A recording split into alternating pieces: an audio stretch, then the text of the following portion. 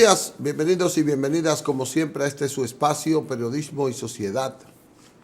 Cada mañana este es un conversatorio que entablamos con ustedes con la finalidad de que de manera objetiva, transparente, reflexiva, aunemos esfuerzos con la ayuda de Dios y construyamos una sociedad mejor, pero en la que todos estemos incluidos en su bienestar. Hoy es martes, estamos a 16 de enero y al mes lleva la mitad de su primer mes avanzado. Y tenemos cosas importantes que vamos a tratar. En primer lugar, pues tenemos la situación política nacional, las repercusiones internacionales de la gestión, sobre todo para América Latina, de Donald Trump, la visita del Papa Francisco por Sudamérica, está teniendo una demostración de que la Iglesia Católica debe reflexionar en esa parte. La Junta Central Electoral está hoy poniéndole una información de que sí puede hacer algo, demostrando que sí puede hacer algo con respecto a los comicios transparentes, objetivos, equitativos y limpios en esa parte. Los moradores de Domingo Sabio están reaccionando, muchos con cautela. Con ese tema comenzamos el comentario. El gobierno tiene programado, está en gestión de intervenir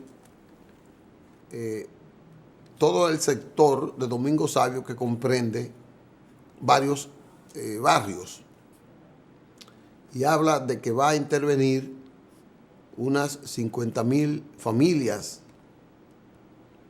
dentro de las cuales tengo entendido que piensa trasladar unas 1,400. De esos tres sectores que conocemos muy bien, hay uno que es muy vulnerable, que es el que está más próximo al río Sama y es permanentemente una amenaza para sus moradores. La Ciénaga, la Ciénaga quiere decir que es un terreno cenagoso, propiedad del curso del río, está casi al mismo nivel, y a veces quizás los sedimentos han impedido que el río suba, pero siempre que hay grandes lluvias, el río sube a grandes e inunda muchas casas. Ese sector merece la intervención sincera, justa, honesta del Estado. Los otros también. Pero ese sector es prácticamente inminente que el gobierno, de que sea el Estado, se dé cuenta que ahí no hay condición humana para vivir. Y como es el Estado, que no tiene que ver con negocio, no tiene que engañar a nadie, porque el Estado no se beneficia de engaño, de ningún... Puede ser que alguien de los que esté ejecutando el proyecto, pues sí negocie y gane dinero con engaño a la gente y al gobierno o al Estado. Eso es otra cosa en el que el Estado no debe permitir que ocurra. Pero el caso de la Ciénaga, muchos dicen las ciénagas, porque hay una que está para los guandules en la zona norte del sector, que lo divide una cañada famosa que se llama la Cañada de Bonavides, a la que muy pocas autoridades también le han prestado atención, que es una cañada que inunda, que provoca muertes, que provoca enfermedades también de todos los moradores cercanos. Yo simplemente quiero resaltar que la incertidumbre que están viviendo los moradores no tiene explicación si es que el gobierno, si es que el Estado, en este proyecto de Domingo Savio, no tiene malas intenciones como yo creo que no las tiene. Y el procedimiento es decir lo que se va a hacer con anterioridad. Yo, desde mi punto de vista, tiene que haber transparencia. Siempre ha debido haber transparencia. No se debe ejecutar un proyecto afectando a gente que vive si a esa gente no se les ha explicado y no se les ha escuchado. Porque ellos son el objeto. Ellos son el motivo. Y ellos no son granos de maíz que usted los puede trasladar de la noche a la mañana para donde quiera. Ayer hubo una marcha y hubo una rueda de prensa donde los líderes comunitarios plantean, porque no tienen seguridad, de que ellos no van a permitir que lo saquen si no le aseguran una vivienda digna para donde ellos vayan a ir. Entonces ellos han levantado la consigna de casa para casa. Eso quiere decir que no tienen confianza. Entonces le toca a los ejecutores del proyecto, aunque tenga que durar un año, ganarles la confianza de esa gente. Son 1.400, de 1.400. Y yo voy a hablar por qué de 1.400 cuando hay más de 10.000 viviendas. Porque se les vendió el espejismo de que iba a ser un traslado, una inversión, iba a ser un impacto del gobierno, del Estado ahí, una intervención similar a La Barquita. Y no es la verdad. La Barquita hubo un traslado total. Y hubo porque en La Barquita hubo un concurso, hubo una serie de pasos preliminares y de estudios y de proyectos que fueron bastante bien estudiados. Dicho sea de paso, ayer me habló un abogado y me dijo que el proyecto de La Barquita está en un litigio, porque parece que hay 4 o 5 firmas, incluyendo extranjeras, a las que no les han pagado el dinero del diseño, no sé si es el diseño del trabajo de traslado de materiales, pero que están en justicia para que le paguen decenas de millones que deben. Pero ya es un problema del Estado y de la firma, pero deben pagarlo, porque ya La Barquita es una realidad, tiene años ahí funcionando. Que es otra cosa que el Estado tiene que regular, de por qué el Estado puede durar tanto tiempo, porque eso no es fortalecer el emprendedurismo ni la empresa. Porque el que no tiene entonces un fondo no puede negociar con el Estado. Aunque tengo entendido que el presidente Medina decidió en algunas instituciones que solo se negocie con o sea, si yo voy a contratar un servicio es porque tengo esos recursos ahí, para no quedarle de ver. Pero volvamos a la Ciénaga. Entonces, en la Ciénaga me dijeron los muchachos, los que están coordinando, que a ellos les han informado que no. Es más, vinieron aquí al canal. Que les han informado que no, que ahí no se van a trasladar todas las viviendas de la Ciénaga, no se van a construir, sino que van a reparar algunas. No es como La Barquita entonces. Y la Ciénaga y La Barquita, la Ciénaga tiene una ventaja ahí, porque tiene un sector que le llaman Clarín, que está un poco más elevado el nivel del río que otros. Pero Clarín está rodeado y en cualquier momento puede ser rodeado, si hay mucha agua, de esa imposibilidad de vida. Porque Clarín es como un morro, como un monte, como un elevado, una elevación territorial que hay, pero está rodeado por la parte de la calle 9, por la parte de ahí, por donde está la gallera, y toda la parte de abajo de la orilla del río, que de repente lo arropan. En Clarín hay una escuela que yo logré construir con el trabajo de la comunidad ahí. Y me da la gana de decirlo porque solo yo sé cómo esa escuela se construyó. Por eso tuve el honor de ir y cortar la cinta a las 8 de la noche con el presidente de la República, y que no inaugura de noche el presidente. En Clarín. Entonces, yo conozco eso, yo lo conozco. He echado mi vida ahí, haciendo política, labor social, comunitaria.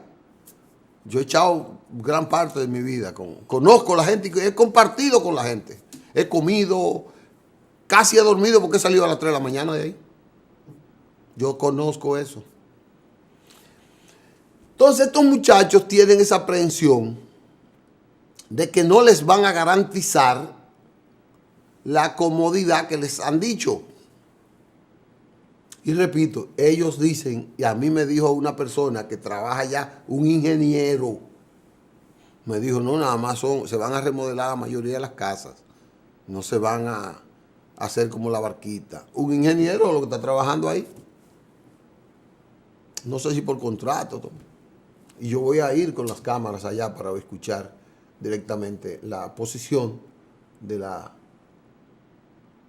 comunidad y ver las autoridades que puedan decirme eso en esa parte. Eso es realmente lo que nosotros estamos resaltando. Ayer hubo una marcha, vi varios dirigentes comunitarios encabezados por, para mí, el líder comunitario más fuerte que hay ahí, se llama Jesús Martínez. 30 años dirigiendo junta de vecinos ahí. Un hombre con una expertise extraordinario. Y vive ahí. Y está viviendo en una casa que amerita porque se le llena de agua. La casa del presidente del vocero se le llena de agua cada vez que llueve. Él tuvo que ponerle un muro. Así que tiene que unos escalones para poder entrar a su casa. Porque es muy humilde él. Y él no busca dinero para él, sino él busca soluciones para los demás. Él no ha buscado la solución de los suyos. Por eso yo lo aprecio tanto a él. Entonces, el caso de la barquita tiene que ser más detallado. Ahí hay personas que tienen mucha parte que ver. Para nosotros es importante. Ya yo estaba auspiciando otra cosa, señor. Entonces, para nosotros es importante eso que estamos diciendo. Es muy humano esta decisión del presidente Danilo Medina de concretizar lo que muchos presidentes habían iniciado. Porque yo quiero decirles que todos los gobiernos, incluyendo Balaguer trasladó las caobas. Y el único problema, trabó la ciénaga a las caobas. El único problema es que las caobas estaban a 10 kilómetros de la ciudad y la gente que iba al mercado a pie no sabía cómo se iba a mantener en las caobas. Entonces prefería morirse en la ciénaga y no morirse en la caoba de hambre, porque venir a la caoba aquí al Mercado Nuevo, eso era terrible. Era mejor coger para San Cristóbal. Entonces ese fue el error del doctor Balaguer. No darle fuentes de trabajo cercanos a los que vivían en la ciénaga. Trasladarlos así, nada más por así, no tenía sentido. No tenía sentido. Entonces ese fue el error. No es que la gente de la ciénaga que le gustan los cuartos, que son charlatanes. No, que lo llevaron para la caoba y en ese tiempo la caoba estaba muy lejos de la ciudad. Y entonces ¿de qué iban a comer gente que lo que iba era al mercado a pie a buscar víveres, cosas para comer, y salían a trabajar ahí en horas de la madrugada. No podía salir de la caoba a las 5 de la mañana a trabajar. No podían. Esa es la realidad sociológica y socioeconómica de ese proyecto. Entonces, por favor, hay gente muy bien intencionada con el proyecto Domingo Sabio, pero también hay gente que pudiera estar engañando a los moradores y engañando al gobierno. Yo estoy seguro que el gobierno quiere lo que hizo en La Barquita hacerlo en el Domingo Sabio. Yo estoy convencido de eso. Todos los presidentes quisieran tener sus pueblos viviendo bien, cómodos. Yo estoy seguro. Ahora son algunos intermediarios que hacen los proyectos que lo desfiguran, lo desmejoran. Y en la Ciénaga eso no va a pasar, señores. La Ciénaga tiene una historia de lucha. Yo recuerdo que la Ciénaga duró más de 5 años. Que el gobierno, para que la gente se desespere y se vaya y se muera ahí, le impidió hasta bajar un cartón para que no pueda arreglar su casa. Una plancha de zinc no se podía entrar. Ahí había que pagar. La plancha de zinc costaba en ese tiempo como 15 pesos y había que pagar 75 para poderle entrar. Pagárselo a unos marinos que pusieron. Había que entrarlo de contrabando y pagarle. El contrabando era 70, 50 pesos para poder entrar a una plancha de zinc. Porque el gobierno no quería que nadie mejorara sus casas. Usted sabe que cuando llueve la Ciénaga eso es terrible. Y la gente caminaba en piedra era. Y los niños jugaban en lodos verdes. Un lodazal. Y los niños y unas cañadas que pasaban por la sala de las casas. Es una cosa absurda. Yo no he visto una... Yo recuerdo que el doctor Peña Gómez una vez llovió y nosotros teníamos una actividad y él se enteró y él cogió por allá y hicimos una marcha allá. Él venía, oiga de dónde venía el doctor Peña Gómez, de reunirse en Francia, ¿cómo se llama el palacio de Francia? El Elíseo, con François Mitterrand. Recuerdo como ahora que me dijo, yo acabo de venir esta mañana de desayunar con François Mitterrand. Y François Mitterrand lo despidió para él salir para el aeropuerto y llegó aquí como a las 5 de la tarde, ese aguacero. Y el doctor Peña Gómez dejó los zapatos en ese lodazal en la Ciénaga. Salió descalzo.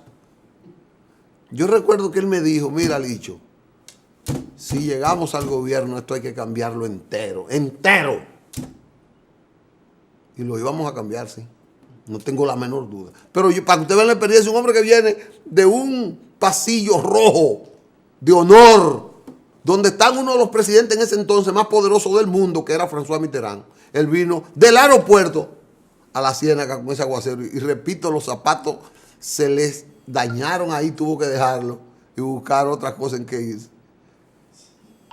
Pues eso, verdad, como dice el amigo, eso es una dignidad, eso es una solidaridad, es una cosa humana que no lo tiene todo el mundo. Porque como el doctor Peña Gómez, aquí no ha nacido uno con ese sentimiento. Muy poco, no creo que haya un líder de esa categoría. Vamos a una pausa y venimos con el doctor Isidro Toro para hablar de los asuntos internacionales que yo quería tratarles ahorita. Vamos a hablar con Toro en breve.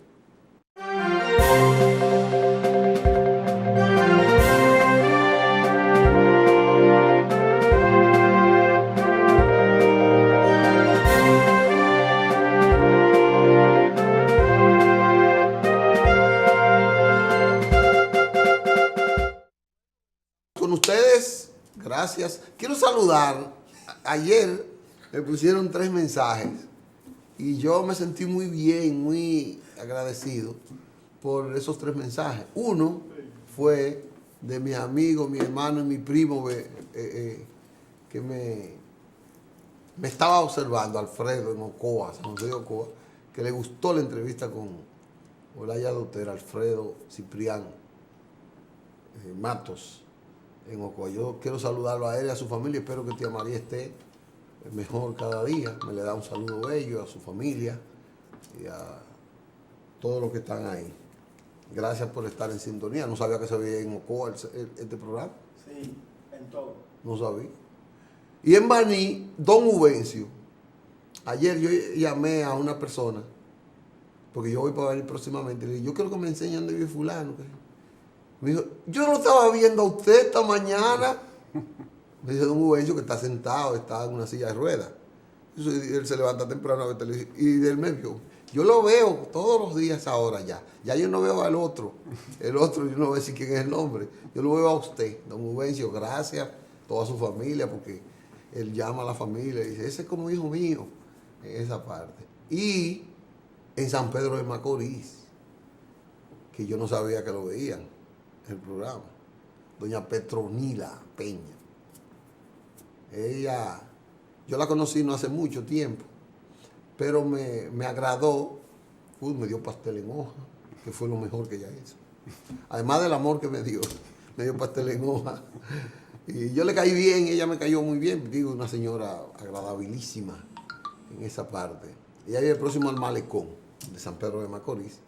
Y yo le agradezco mucho, sinceramente. Ella es tía, creo, del diputado, parece así. Así que para ellos tres, yo quiero darle mis agradecimientos por la sintonía que tienen de este programa, en esa parte. Ahí. Estamos con el Toro. Buenos días, Toro. Buenos días, Isidro Toro, expertos en asunto internacional.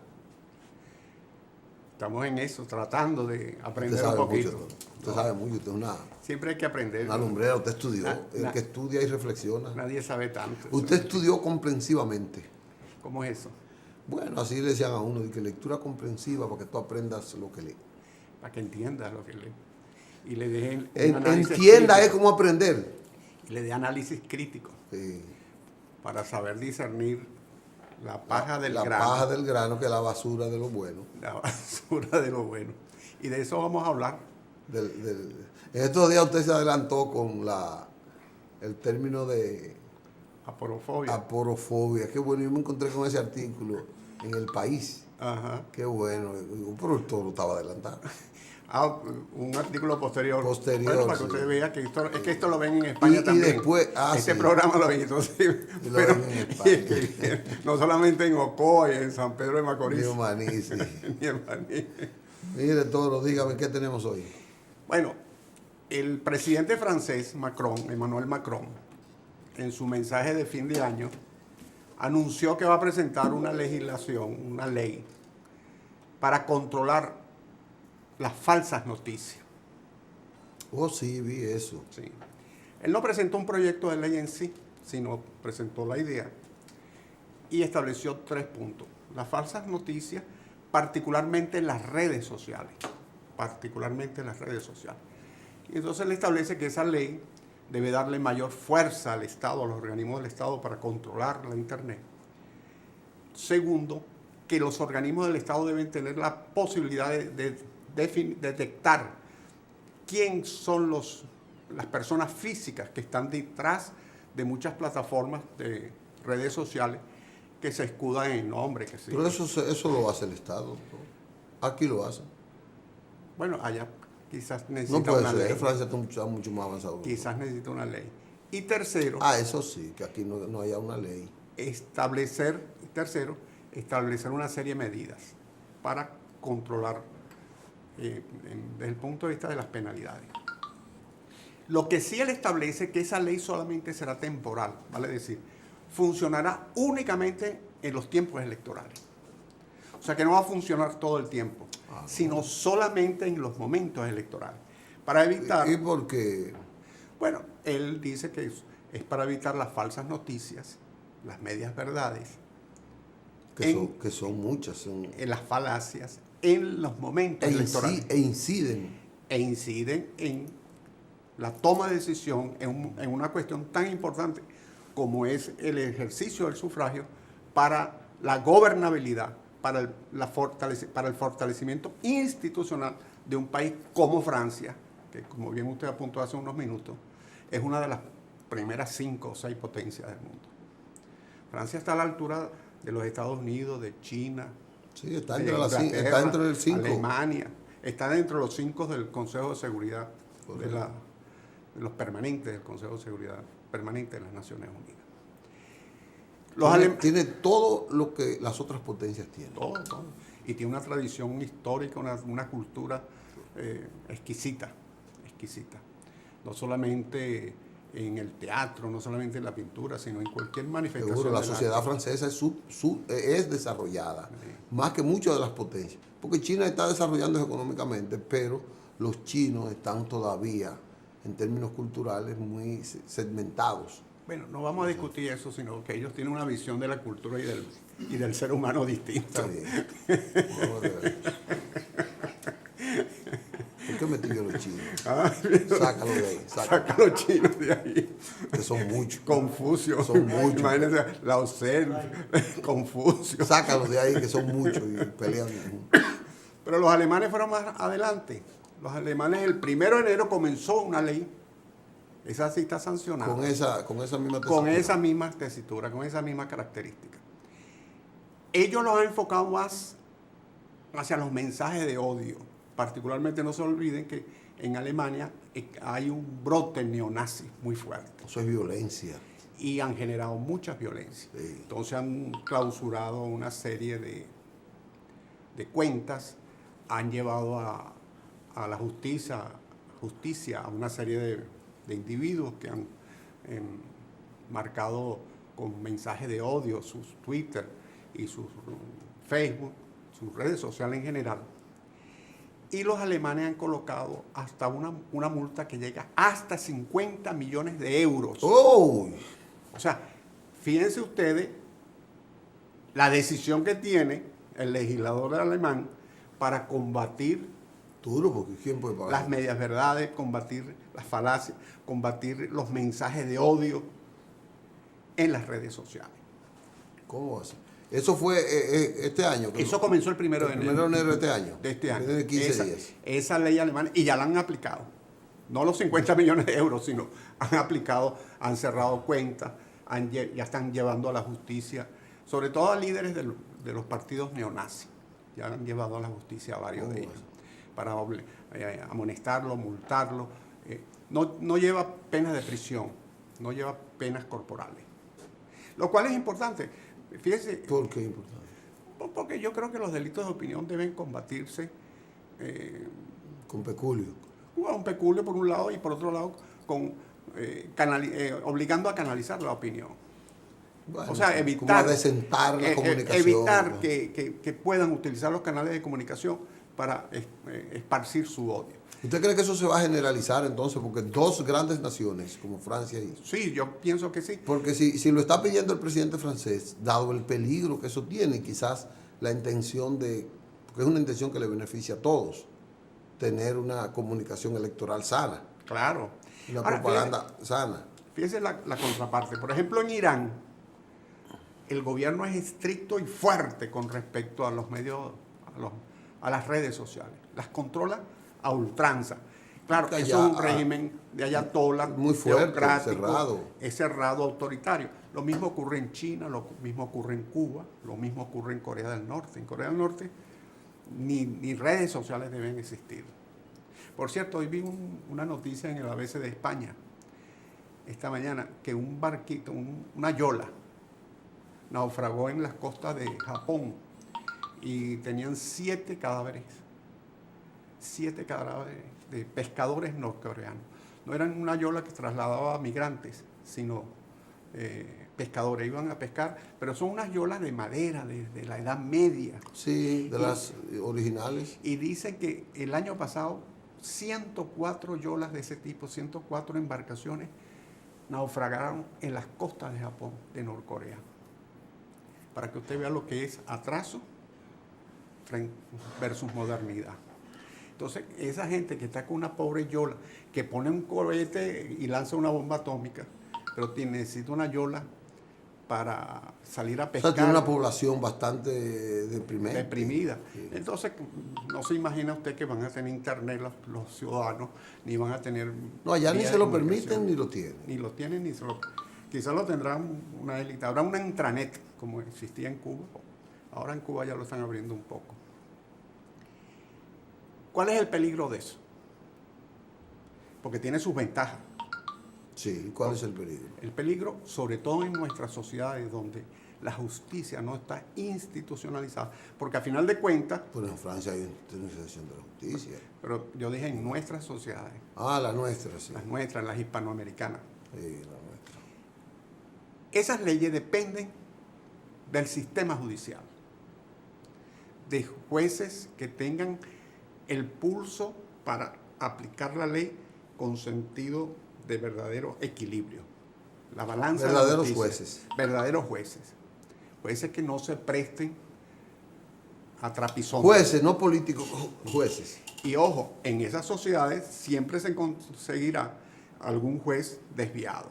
Sí. Siempre. En todas, pero en una todas. más que otra. Pero si hay 10.000 jueces, habrán 3 o 4 o 5. Sí. Pero en nuestras sociedades que la institucionalización todavía es muy precaria y que la justicia, desgraciadamente, no exhibe lo mejor de la institucionalidad, leyes como esa pueden ser muy peligrosas. Sumamente. Me recuerda el discurso que dio en el Día del Periodista, el periodista Osvaldo Santana, Cuando le entregaron el Premio Nacional del Periodismo. que él abogó en ese discurso a que se eliminase las penas corporales por los delitos de opinión. Recuerda lo que hablamos hace un par de minutos atrás. ¿Por qué?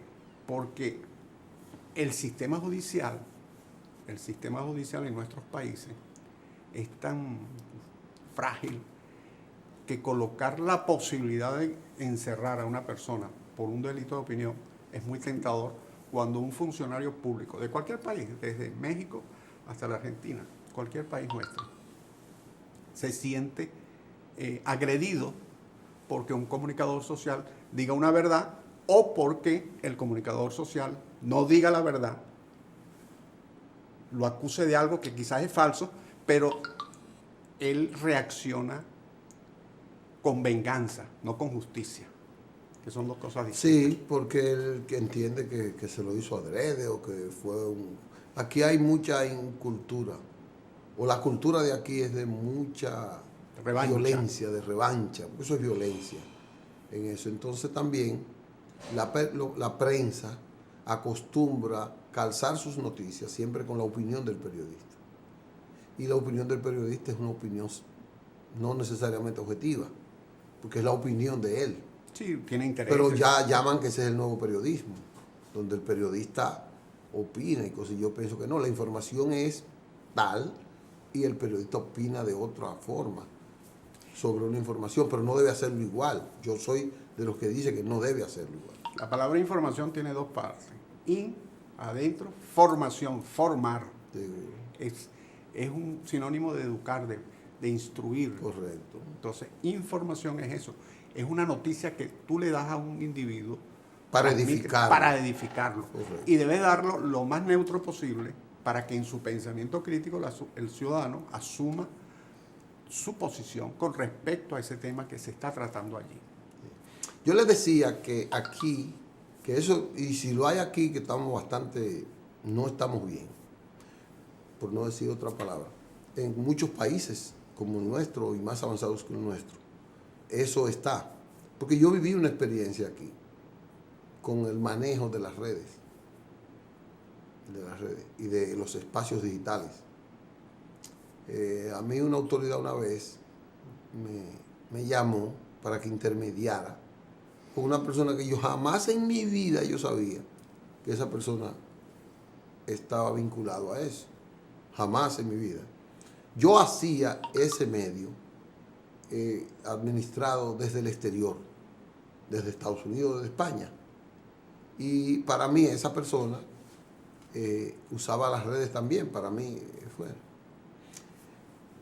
Resulta que esa autoridad me demostró que no, que ese medio lo dirigía una persona, que yo lo veía todos los días.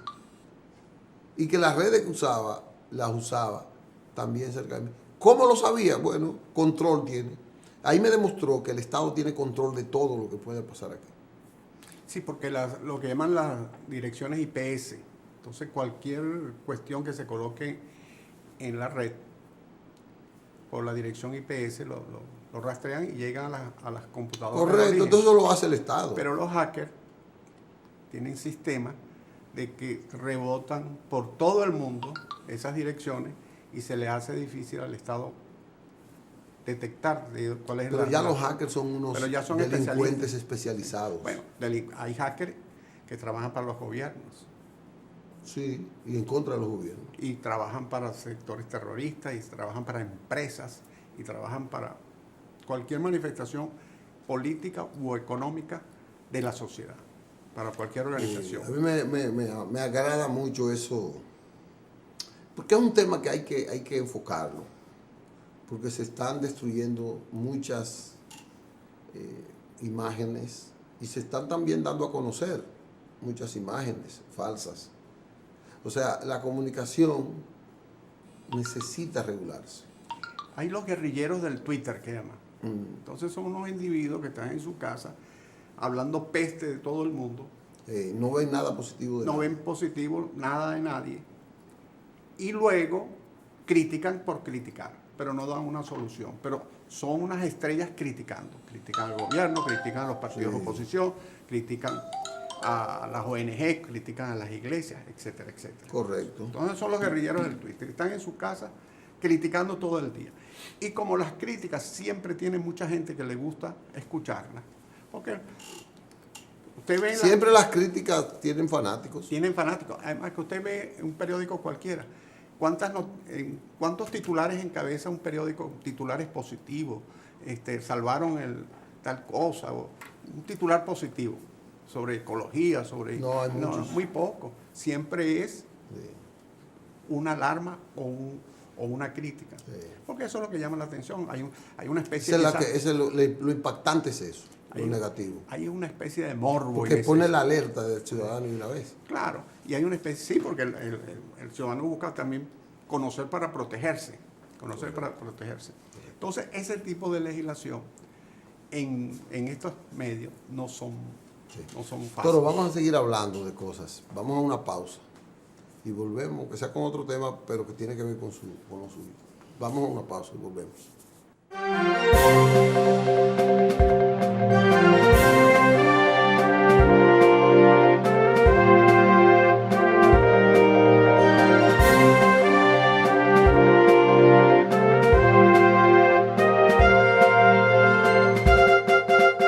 Bueno, Toro, sigamos hablando de asuntos internacionales que conciernen. A mí me gusta lo del Papa, Toro, porque usted vino a hablar los tres de la expansión del catolicismo en África. En África. Y en América Latina también. Usted viene porque el Papa ya subió, tenemos un Papa. Gracias a Dios que no fue el cardenal López Rodríguez, pero tenemos un Papa. Entonces, y un gran Papa. Pero el Papa se encontraba ahora como que hay una estadística que él no es culpable, que él no la trae, porque él la encontró y quizás la está cosechando.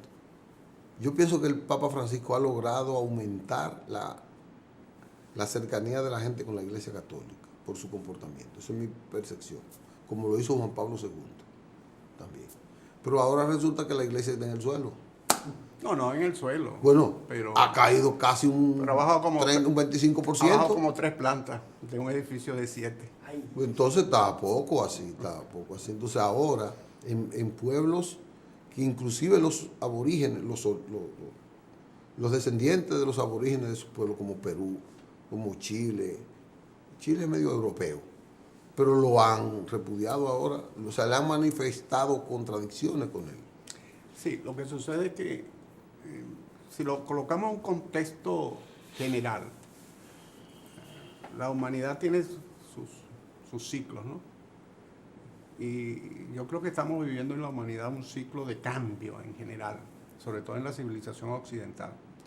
Cambios profundos, cambios que se vivieron cuando comenzó esta era cristiana, cuando se vivió con el Renacimiento. Hubo cambios profundos. Cuando tú ves la historia desde ese punto de vista macro, sientes que esta es una época realmente de cambio influenciado por la tecnología influenciados Por las razones que sean, pero hay cambios notorios en diversas facetas de la vida de la gente. por la recurrencia de las crisis económicas. Que son crisis, cuando usted la va a ver, son crisis casi creadas, ficticias, como la del ladrillo, esta crisis que dio tanto que hacer, la crisis del ladrillo, que eran hipotecas sobre hipotecas, y cuando tú vas a ver, eran papeles vacíos, sin respaldo, que generó miles y miles y miles de personas Quebró, Estados Unidos muchos bancos quebraron, y en Europa, en Estados Unidos. Fíjense que en todo ese movimiento de quiebra sobrevivieron las cooperativas. Eso tenemos que hacer un programa sobre cooperativismo. No salieron afectadas.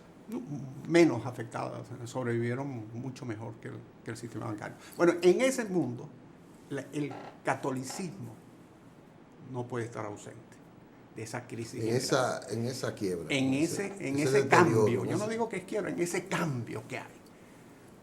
En ese cambio que hay. Si a eso vamos, a conductas que se han publicitado dentro del catolicismo, dentro de la administración de la religión. Recuerda, cuando hablamos de África, hablamos de la religión y la administración de la religión. Son cosas diferentes. Están muy juntas, pero son distintas.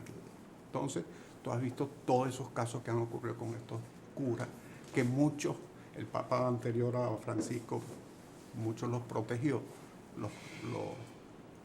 les lanzó una soga de salvavidas. Sí, el cardenal aplicó la parte conservadora tradicional de la iglesia. Sí, ortodoxa. Meter las cosas abajo. Y la ortodoxa, que era un claustro, la iglesia era inexpugnable. Sí.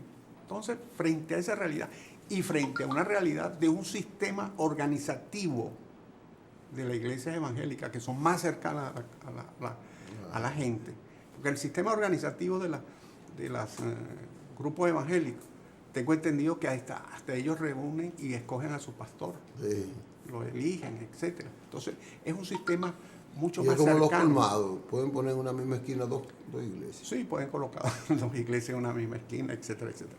Entonces, frente a esa realidad, la iglesia ha venido retrocediendo. Leía por allí una encuesta que decía que en Latinoamérica ha bajado en los últimos 30 años de un 80%. La población hispanoamericana era un 80% católica, ha reducido a un 60%. Usted dijo algo, una palabra clave, que la conducta de quienes han administrado, dirigido, conducido la iglesia.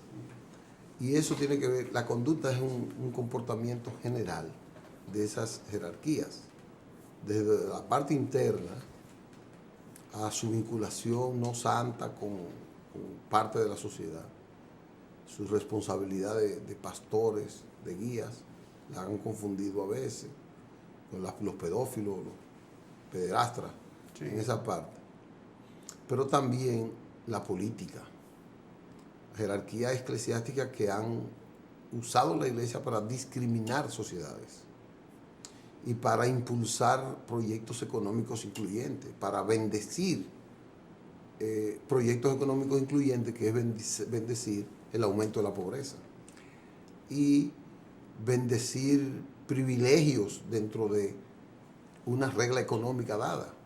La iglesia ha participado en eso, bendecir sistemas antidemocráticos, y todo eso implica que la gente le ha tenido miedo. Sí, en eso tiene la iglesia 1000 años, pero en los últimos 30, 40, 50, desde Juan 23, desde el Concilio Vaticano II, yo creo que eso ha venido cambiando. Claro, eso es muy difícil cambiarlo en una estructura tan inmensa, tan milenaria, con una conducta organizacional de 2000 años prácticamente. Cambiarlo de la noche a la mañana no es fácil. Y ese cambio va en parejo con los cambios violentos que se están ocurriendo en la humanidad. Entonces, es complicado. Pero fíjese usted una cosa, usted agarra el atuendo de un cardenal o del papa, impone por la cantidad de indumentaria que tiene. Todo eso tiene un significado simbólico, pero eso no lo saben ni usted ni yo. Ellos sí lo conocen, sus significados simbólicos, tienen sus normas, sus códigos, sí, que explican porque se coloca una cosa, que se coloca el otro, el báculo, etcétera, etcétera. Usted agarra a un pastor de cualquier otra iglesia y se viste igual que usted y que yo. Entonces, ya ahí hay un sentido de cercanía. Antes, esa indumentaria, para la gente que era en un 80-90% analfabeta, que era muy humilde, no solamente económicamente, sino socialmente era muy humilde, veían un elemento tan bien trajeado así, lo veían como superior. Hoy mucha gente lo ve con resentimiento. Dice, ¿por qué él se viste tanto y tanto cuesta esa ropa y yo estoy pasando hambre? Entonces, eso genera resentimiento en sectores de la sociedad. No digo en toda la sociedad, no, ni en todos los pobres, pero en un sector, yo no sé si es mayoritario, minoritario, quizás es pequeño, pero genera resentimiento. Pero también la prédica de la iglesia en la ineficacia ante la toma de conciencia política. Mire que aquí los curas que toman participación en enfrentar problemas neurálgicos que provocan desigualdad, que provocan de baja calidad de la vida, como el medio ambiente, como la propiedad de la tierra, como los impuestos, como la violencia, como la delincuencia. Esos curas tienen un mayor respeto. Claro, porque tiene un lenguaje de cercanía. Además, esos curas un lenguaje obreros, con lo que la gente está sufriendo. Esos curas obreros. Fíjense que en la iglesia en los años, creo que 60, 70, hubo la teología de la liberación. El cardenal... ¿El 60 para acá? De Herder Cámara y todo eso, de Brasil. Herder Cámara de Brasil. Salieron los y curas... Paulo Freire con la educación. Salieron los curas obreros. Los curas obreros que... Paulo Freire era un hombre de la cooperativa también. Sí, entonces ellos comenzaron a tener una cercanía con las comunidades. Se confundió aquello porque era un momento que cabalgaba junto las guerrillas, la exportación de la Revolución Cubana por toda Hispanoamérica, etcétera, y se confundió. Y veía usted un cardenal o un obispo siendo guerrillero. Y se dieron esos casos también, porque esa confusión llegó inclusive al seno de la iglesia. Sí. Entonces, lo que era una verdadera línea de conducta correcta, que era de tomar esos curas, acercarlos a las comunidades, llevar el mensaje de Cristo al ser humano, ser solidario, o ayudarlo en su organización para crecer a través de cooperativas o a través de cualquier otro tipo de una socialización más sana, más. Claro. Entonces se confundió con el movimiento guerrillero, con el marxismo, con esto, con muchos curas. Con la toma del poder de manera... Exacto. Y muchos curas también cayeron en ese gancho y se metieron a guerrilleros y se metieron. Entonces, en vez de crear una conciencia que a su vez permeara sobre los partidos políticos para llevar una acción de gobierno distinta en favor de la comunidad, entonces aquello se convirtió en un arroz con mango. ¿Y qué pasó? Que hubo una reacción contra la teología de la liberación, hubo una reacción contra los curas obreros. En muchos países de Hispanoamérica esos curas obreros fueron expulsados. Hubo una separación de los conservadores que eran mayoritarios contra estos progresistas liberales. Dentro de la iglesia. Dentro de la misma iglesia hubo exclusión. Y los gobiernos. Hubo castigo, traslados. Hubo exclusión de las propias iglesias. Y la misma iglesia con los gobiernos promovieron la expulsión en sus países de estos curas. Es más, voceros de determinadas líneas contestatarias fueron asesinados y la jerarquía eclesiástica con los mismos gobiernos lograron hasta opacar investigaciones sobre eso. Hicieron múltiples eso. La misma iglesia que le han matado a uno de sus miembros, prominente. Como por ejemplo el caso del padre... A mí no me olvida nunca el padre Romero, el de Arnulfo Romero del Salvador, sí. Que la misma iglesia como que no hizo prácticamente nada para que su caso fuera investigado. Tuvo que ir derechos humanos, sectores exteriores y todo, a presionar. Y porque era un cardenal con mucho prestigio. Con mucho prestigio en América. En América en general y en la feligresía salvadoreña en particular. Era un líder social. Sí. Era un líder social. Entonces, y en Centroamérica entero, porque tenía mucha influencia. Entonces, esos modos de conducta que en su momento, en esos años 60, 70, 80, le iban a dar mucho beneficio a la iglesia, fueron cercenados. Correcto. Y hoy están... Están pagando esa Pagando. Estamos pagando eso, porque yo soy Sí, católico. yo tú también soy católico. Exacto, entonces estamos pagando esa parte. Toro, dice Albert, por instrucciones superiores, que ya tenemos que dejar este programa. Entonces yo quiero que usted no se vuelva a enfermar y que el martes vuelva a estar con nosotros. Con el favor No de Dios. domina usted eso, pero que esté con nosotros. Con el favor de Dios, la Virgen y todos los santos. Sí, sí, le podemos pedir prestado a cualquier cardenal la salud del para que venga acá. Señores, nos vemos mañana. Mañana viene Jesús Chu Vázquez, que es candidato a Secretaría General del PRM, y va a venir aquí. Vamos a traer a todos los candidatos, pero vamos a comenzar con Chu mañana. Así es que ya ustedes saben, no se pierdan esa buena entrevista. Gracias y hasta mañana. Mira, te voy a